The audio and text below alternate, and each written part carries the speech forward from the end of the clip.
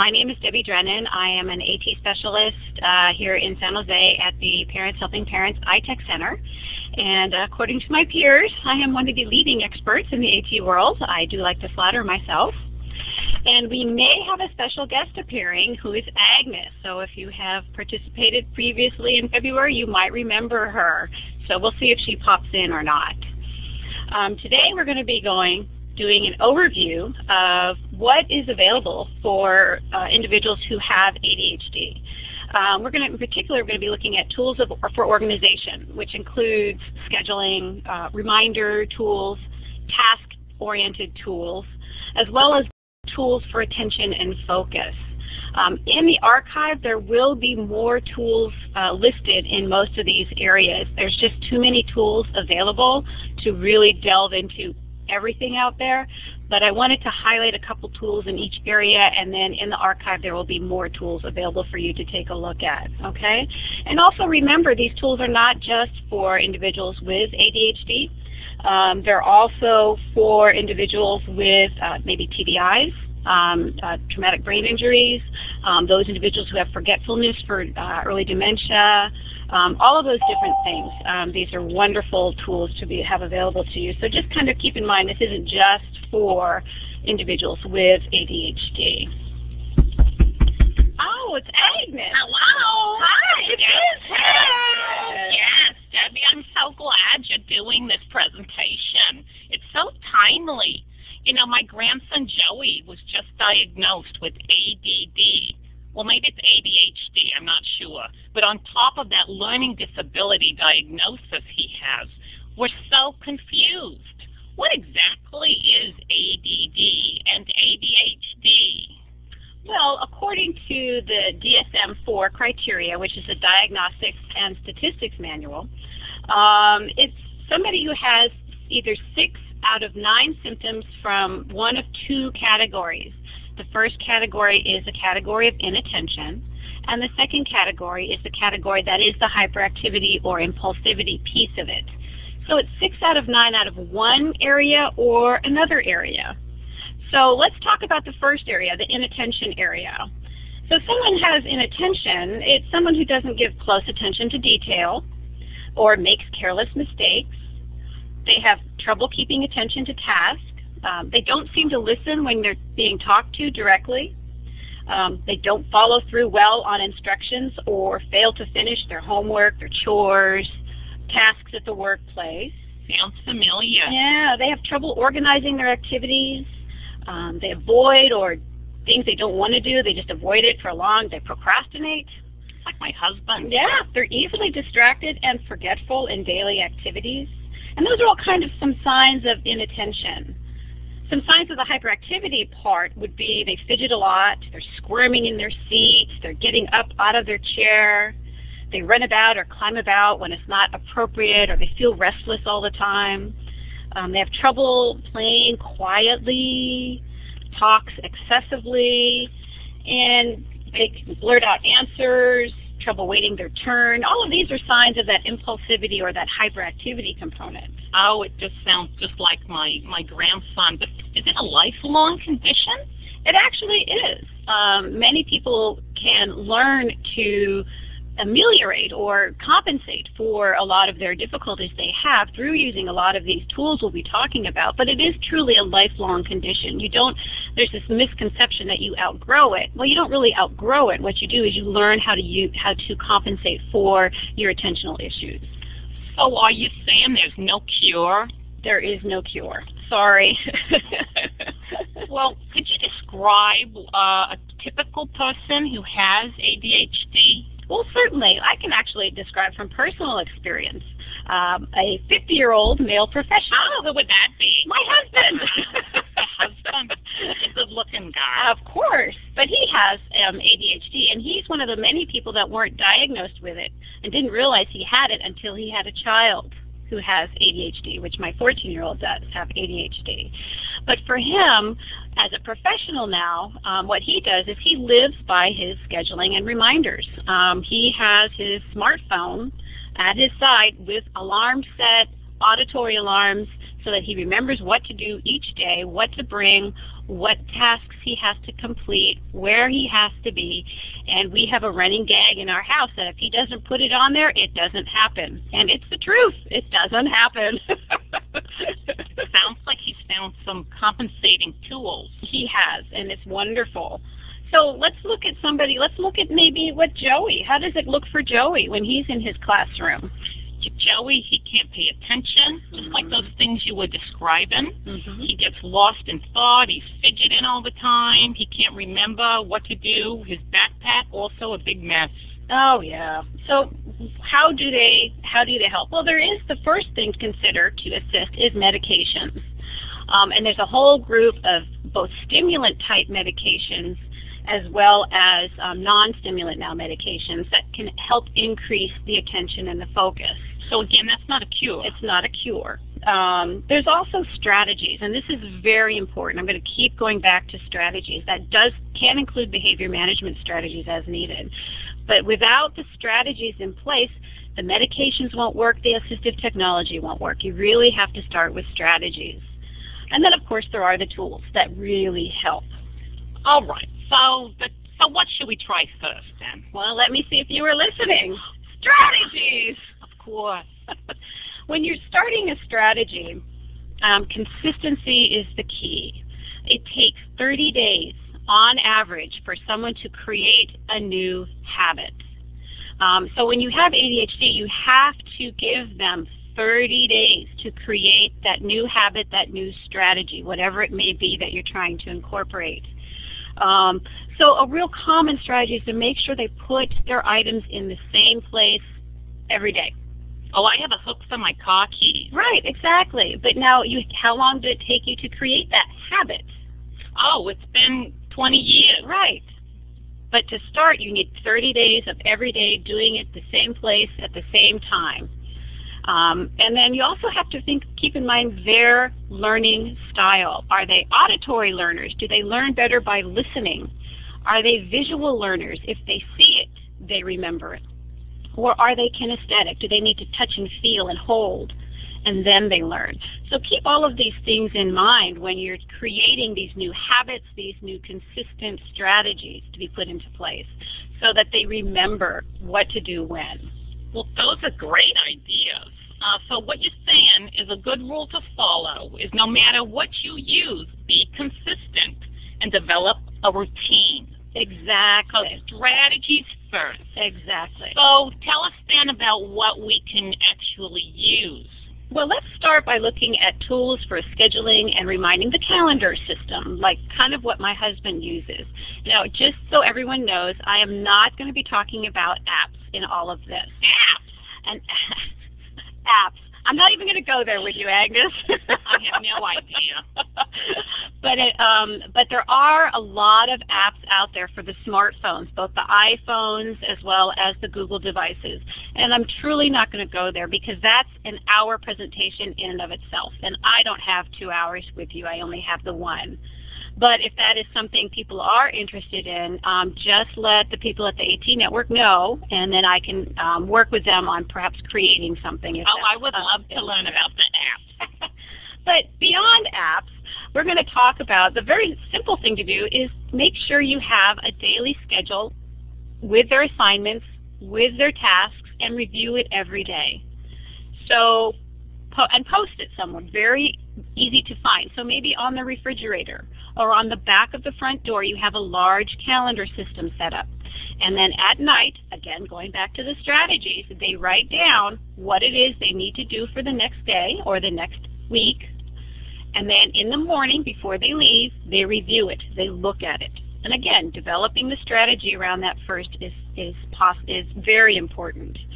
Some websites that do similar things are the Google Calendars, which are very popular nowadays. And the Google Calendars do have an app that go along with it, so it can be carried with you, as it were. Is an app like an Apple? It's like an application. An application. Right. And there's also printable calendars, like pbskids.org has a wonderful wonderful printable calendar which focuses on not just creating a calendar for those who are in the school ages, but how to create a calendar. And it's just a really nice website. And also a really nice website that has a ton of different calendars you can take a look at is the donnayoung.org website. And they have calendars available for school as well as for household management. So it's really nice for all ages. Oh, that would be great for me to manage my household and clean my house. Exactly. And you know, the Google Calendar also allows sharing. So somebody who needs to put something on somebody else's calendar so they remember it can do so, which is wonderful for those who are just starting in creating and keeping their own calendar. But let's go on to some other thoughts. Oh, I see. Do we have a question? A hand is raised. Never mind. We'll move on. If you have a question, just feel free to jump in at any time. Okay? So let's go into some other scheduling reminding tools. Remember back in the day, there were things called day planners before they had the phones. People would walk around with a calendar system. And they still exist. So if you're not comfortable using technology, you can use a big calendar system you can carry with you. Some real popular ones are one's called Day Runner, and you can buy that online at dayrunner.com. Or you can make your own calendar, your own planner system for free with templates and at DIYplanner.com. And it also takes you, now it doesn't have just the templates, but it also shows you how to use each different template. So it's also a teaching method for making your own planner. If you want a small handheld planner, you can go and download the little pocketmod.com, and there's a small picture of it you can see. It's a handheld one-sheet planner that you print out and you fold up and you can put it in your pocket, and it's your reminders are available to you every day.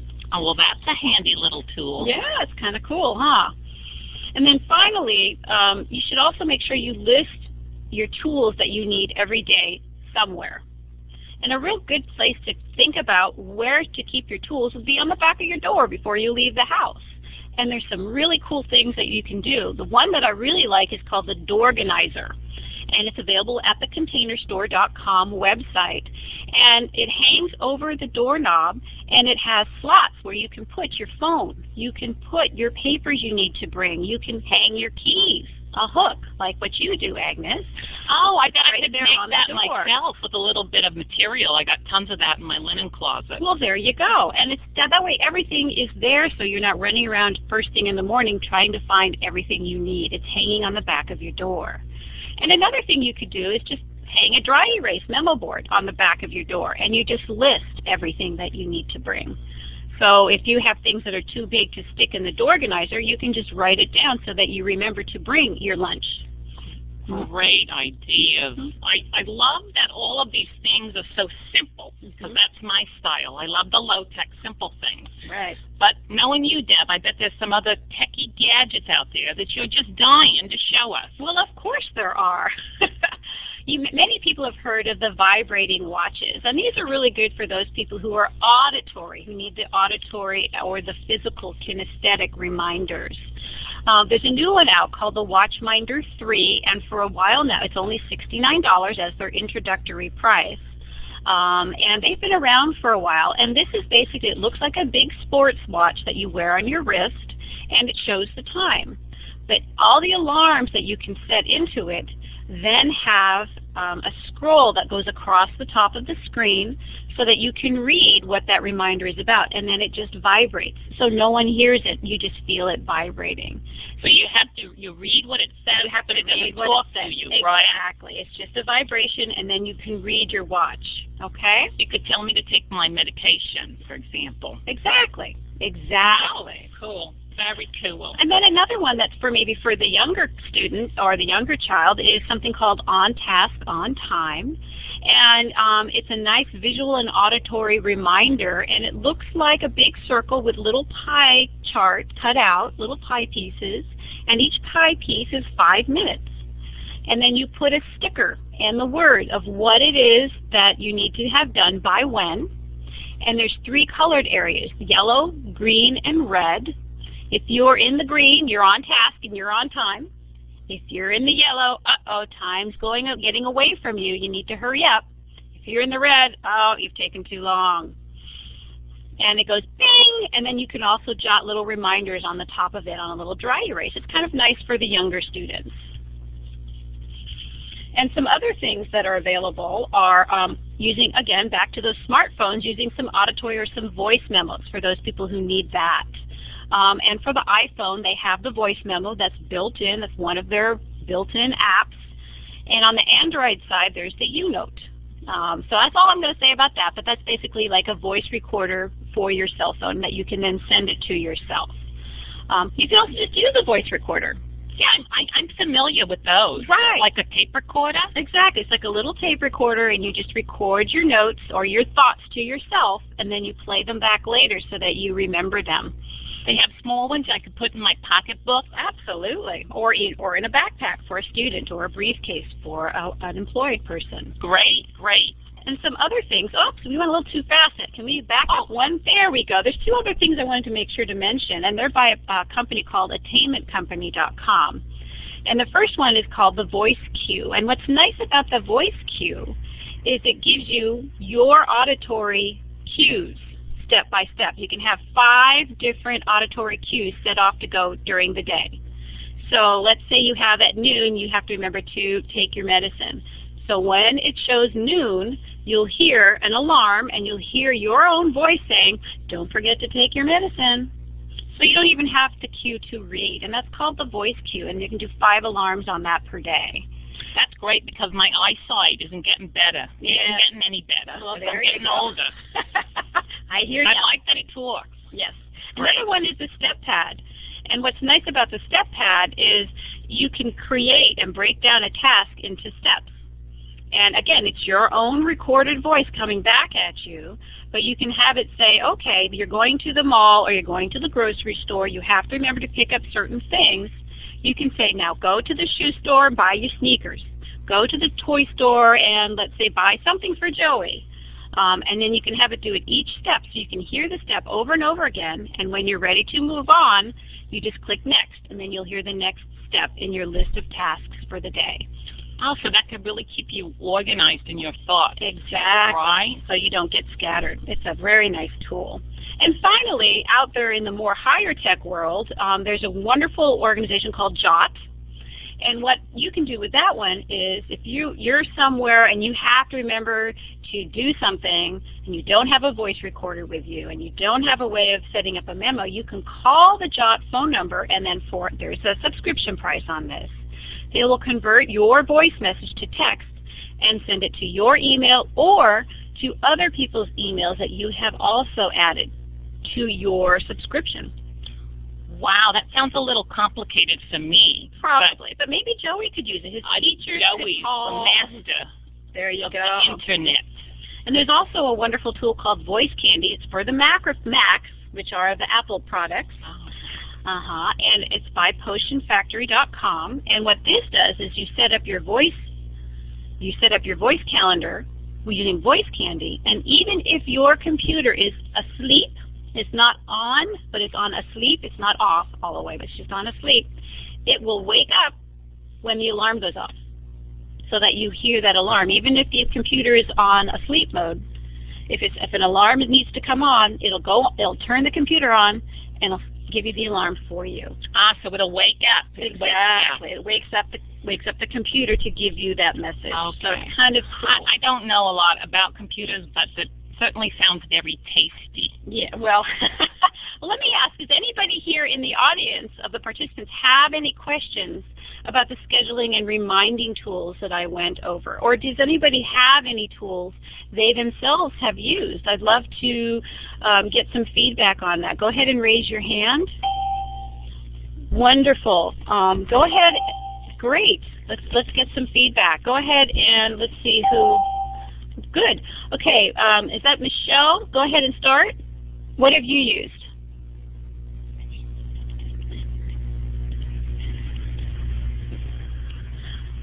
Okay, Derek, what have you used, or what do you have some feedback on for me? Oh, yeah, Derek, this is Kim. Okay, Derek's saying writing it in the. You want to read what he's written? Oh yeah, Derek. This is Kim. He's writing it. Oh, good. You want to read what he's written? Sure, I'll do that. Thanks, Kim. It says, so Derek has indicated that he uses a couple of iPod Touch apps. Yep, I agree. Those apps are wonderful for scheduling and reminding. Like I said, I'm not going to delve into those this time, but I promise there's a ton out there. And if anyone has questions, contact either Derek, I guess would be good, or myself, and we can go over some thoughts. Heather says she uses picture and text charts for my kids and son with ADHD. And so now she doesn't have any issues with the morning. And Derek's indicating one of the apps he uses is called Rapido. That's an app you can list a set number of tasks and repeat each day. Easy to click to use. Michelle's saying the Live Scribe Pen. Actually, I'm going to talk about the Live Scribe Pen some more. So, yeah, that is a wonderful tool. And yes, Post-it notes on the computer has helped. Yes, the Outlook calendar. Yes, I hear you. And then to-do lists. Absolutely, to-do lists are wonderful.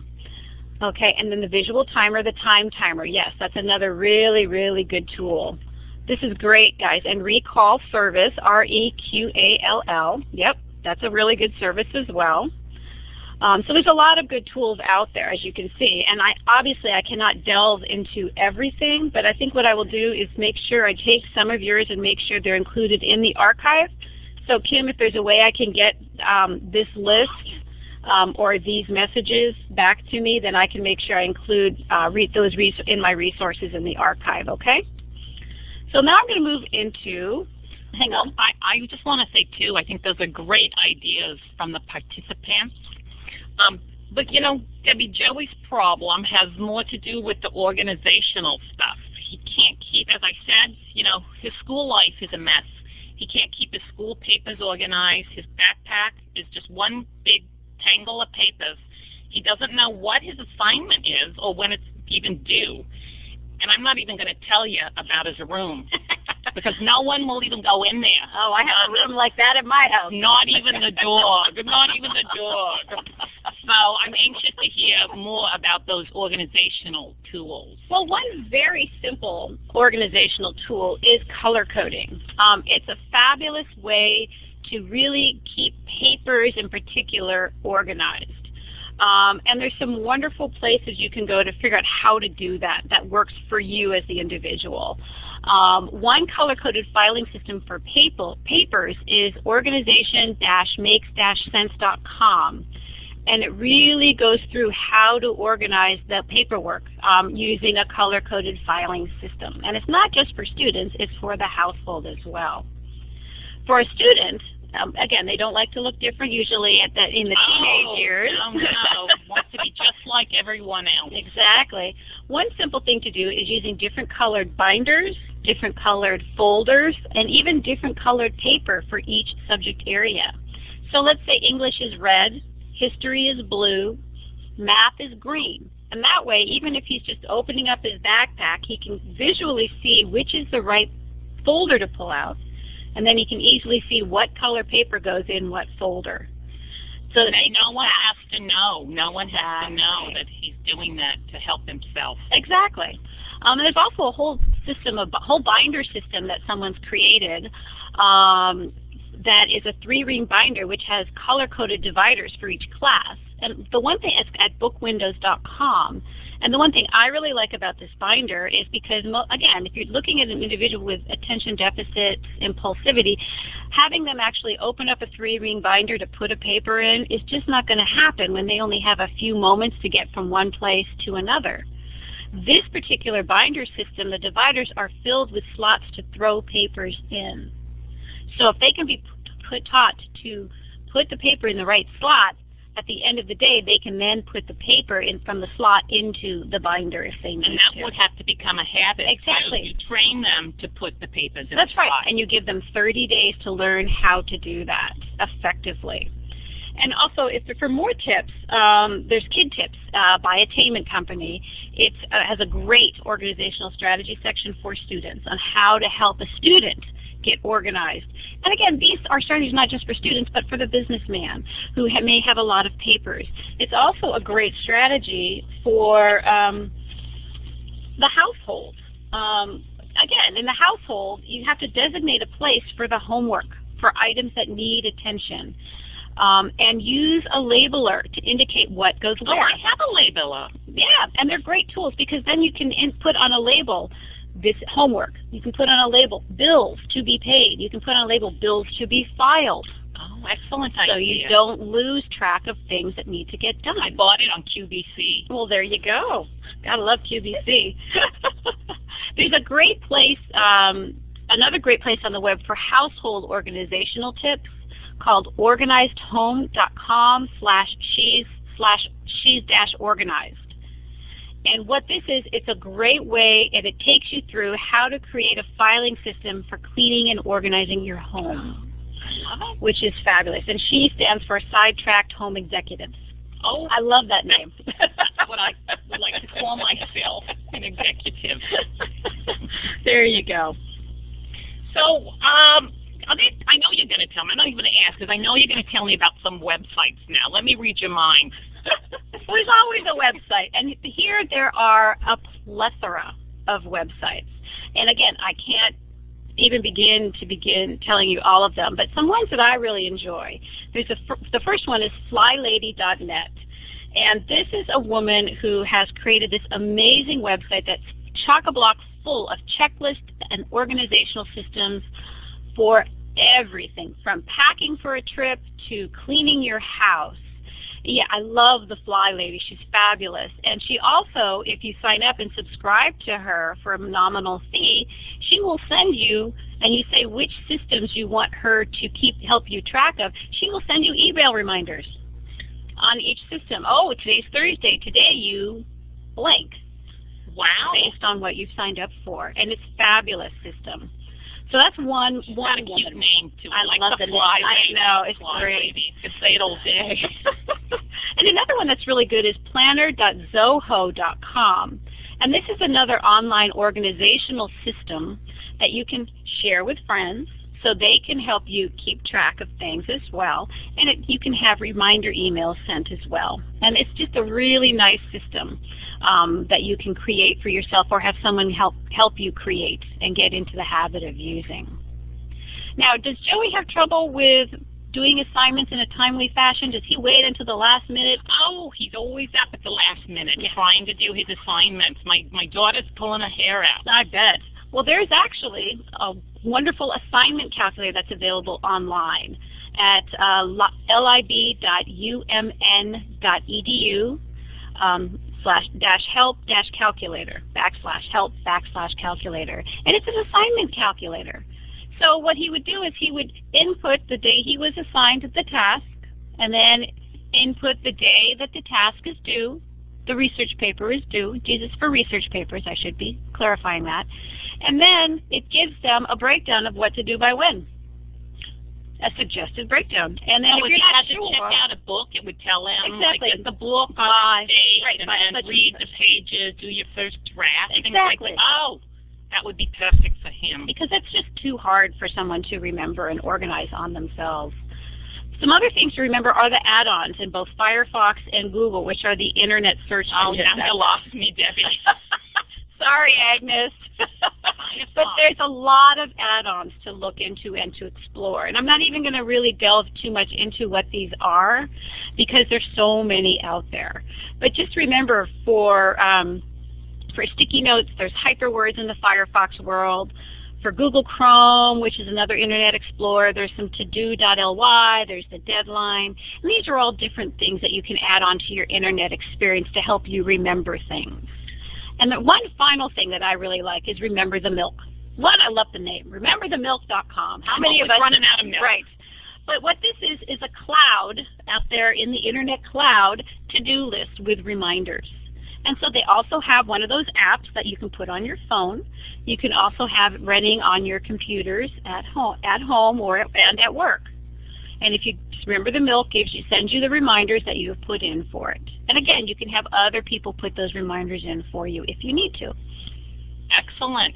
So there's a lot out there, as you can hear. Again, great ideas.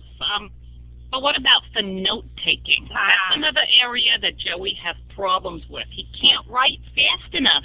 to keep up with the teacher's lecture. Mm-hmm. So what can you tell us about any tools out there for that? Well, someone's already mentioned the LiveScribe, and it's an amazing, amazing tool. And it's actually readily available at Target, at Costco, or you can buy it online at livescribe.com. And what this is it's a pen. And it's a pen that is like a mini computer inside of it. It's a pen with a camera in it as well as with a voice recorder built into it. Sounds complicated. It's actually very simple to use. It uses a special paper, and it captures the digital audio and image of the notes that you're taking. So you don't have to write all the notes because you're getting the audio recorded as well. So he can just maybe make a doodle at every important point he is to remember. And then as long as he's recording, he can then go back and touch on that doodle, and he'll hear what the teacher was saying at that moment. And this isn't just for students. Imagine being in a workplace where you're listening at an important presentation.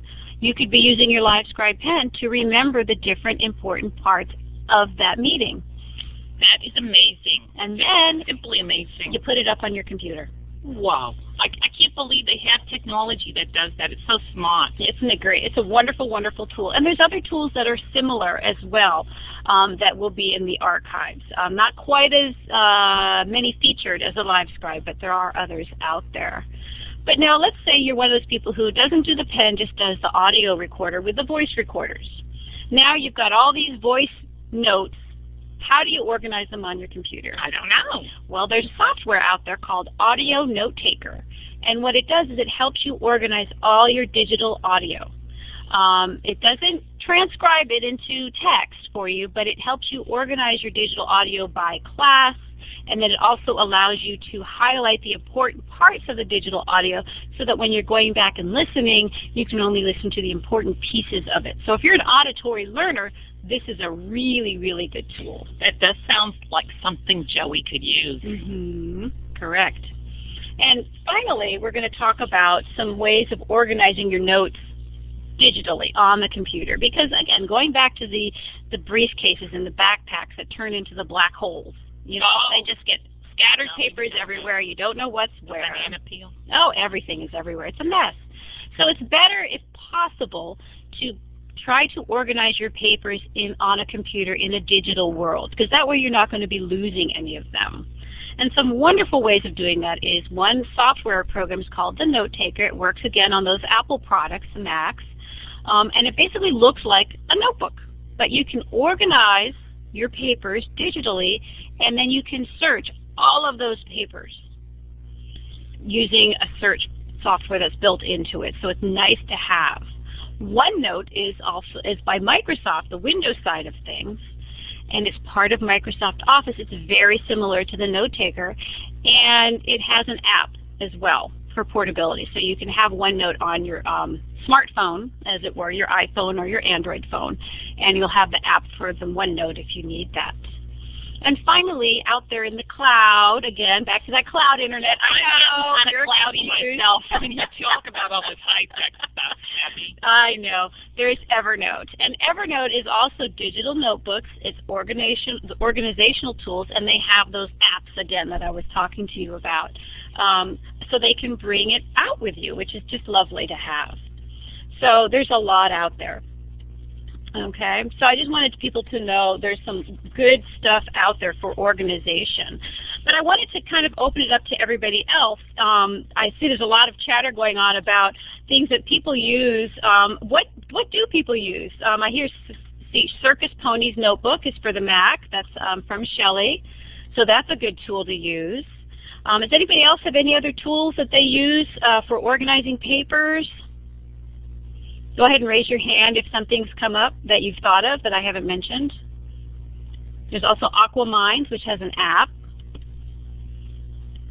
Oh, I even said it. That's AquaMinds, which is the note taker. Okay. Well, terrific. Thank you. And again, if there's somebody wants to mention, just throw it out there at me. I love ideas. Okay. Oh, that sounds great, Debbie. I love all this stuff. I just got to keep it straight. I'm sure Joey would do better with all this app stuff than I would. But what about for paying attention? Because Joey really has a problem with paying attention.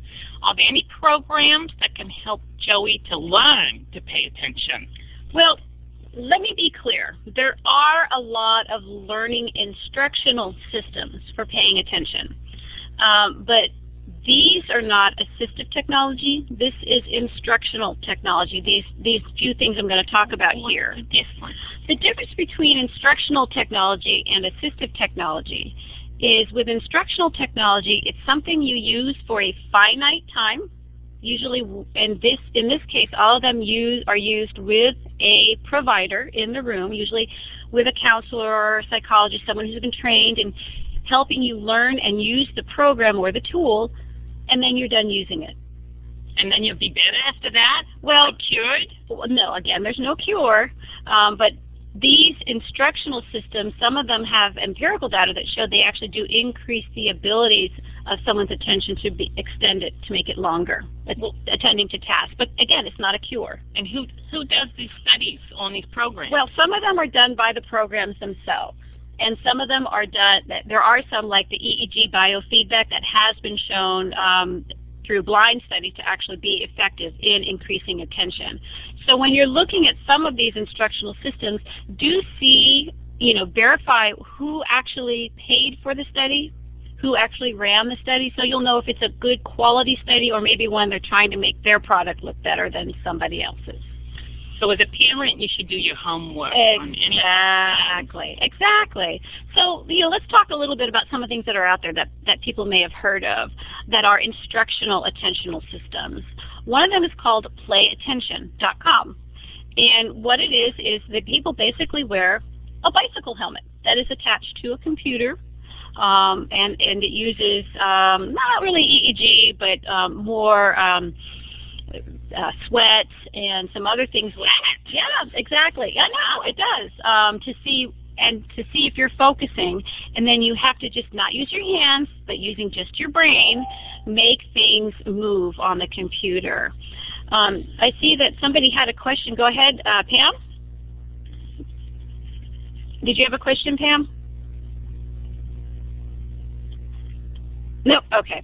All right. So if somebody has a question, please, again, just interrupt. I have no problem with it. So that's play attention.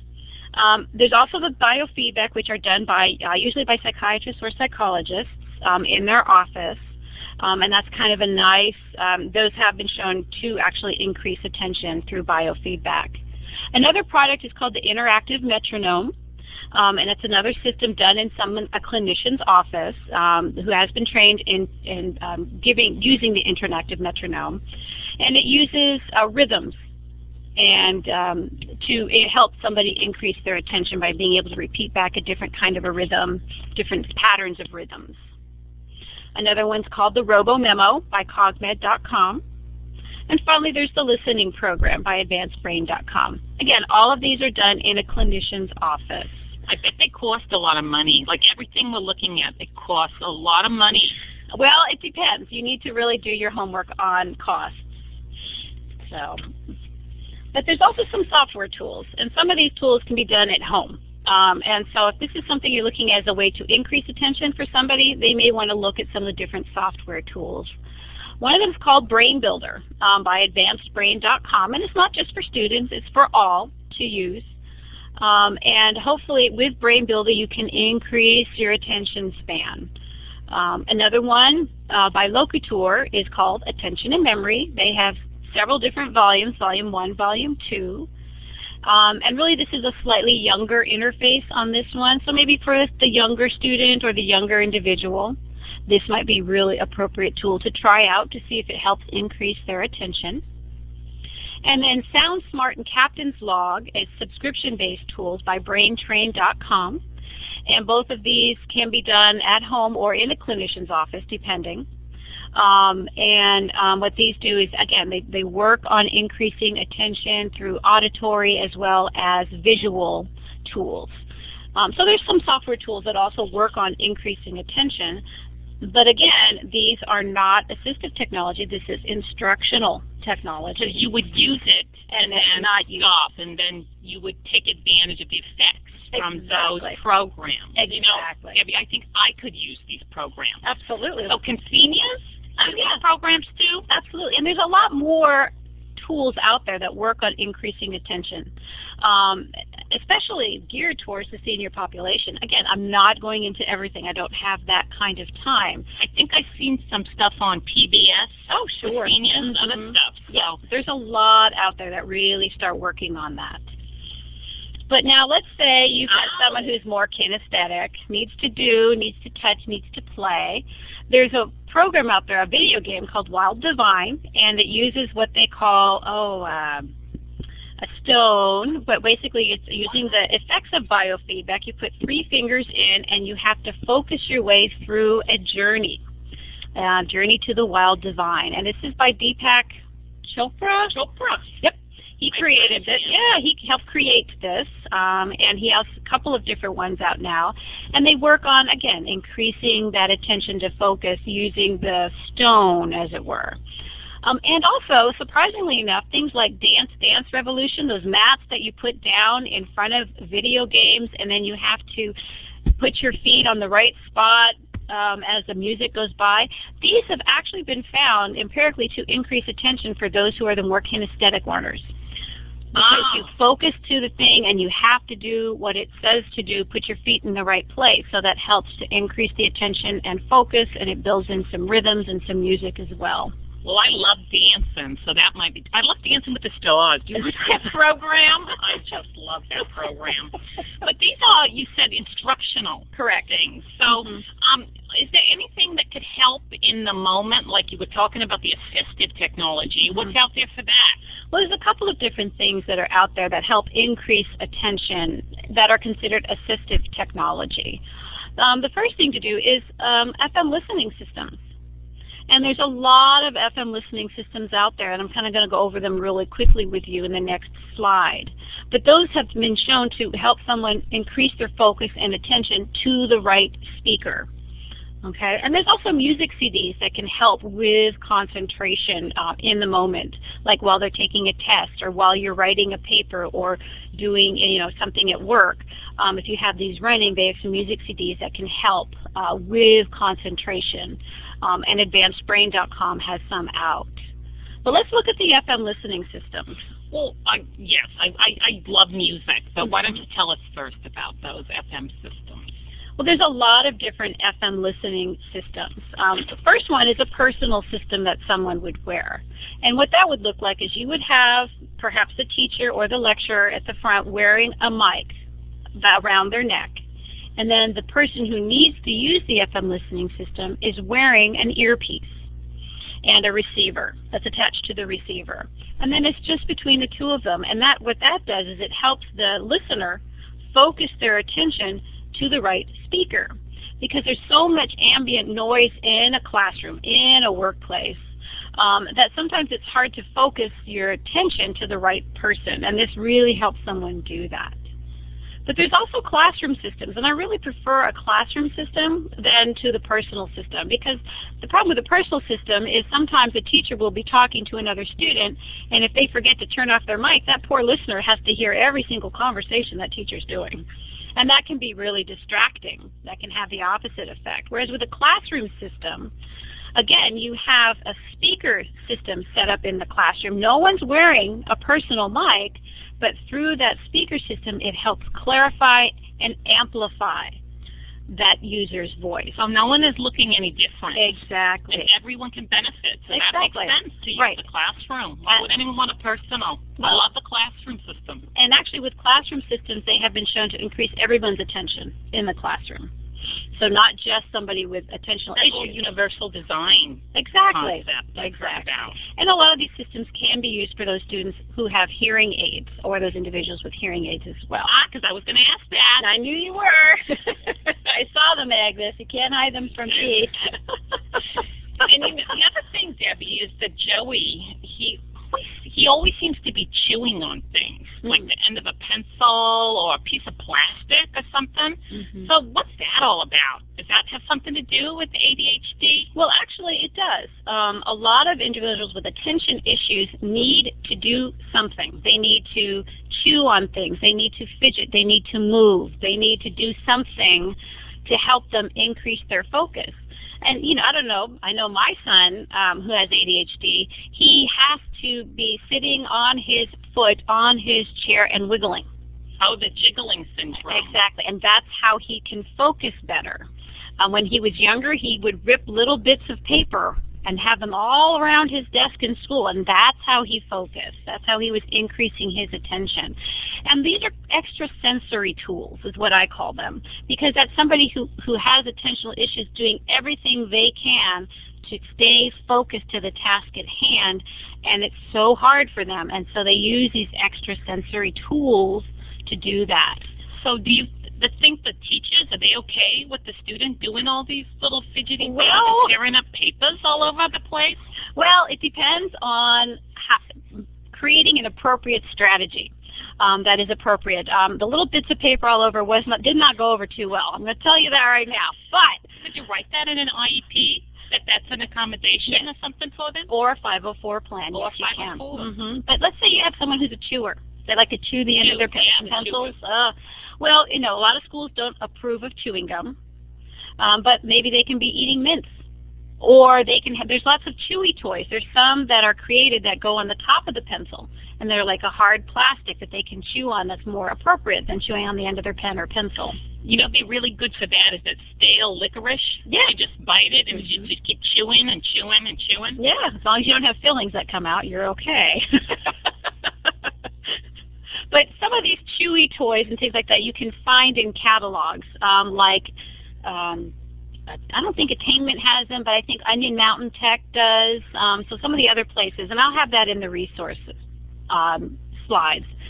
So someone else needs to focus by listening to music. Maybe you can have them wear a little earpiece attached to an iPod when they need to focus on a paper in classroom with listening to their music so they can focus better. Oh, like the CDs you were talking about, and you listen to relaxing music. That would be great. And again, if you're a kinesthetic learner and you need to fidget to stay focused, there's a lot of different fidget tools. There's pens that have squishy things at the top you can buy that you just play with so they can be moving their hands. There's, you know, have them sit on their foot and wiggle up and down, which doesn't interrupt anybody else in their world. Again, not all these tools work for all people. So trial and error really is your best way to figure out what tools, extrasensory, help them focus. And be aware of their learning style. A lot of people love to chew gum, but if that really doesn't help them with their increasing focus, but they just like to chew gum, then that's not the right tool. You really need to keep looking. Wow, Deb, these are all such great ideas. I can't wait to tell my daughter all about them. There you go. I gotta go because my cake is done. Oh, all righty. Bye for now. Bye-bye. I really appreciate it. And somebody was mentioning that the chewing of the shirt. We have a student that we know down the street who chews the top of their shirts. And there's actually a chewy kind of a necklace that you can buy that they could wear, and they could try to teach them to chew on that as opposed to the top of the shirt, because they destroyed all of the shirts.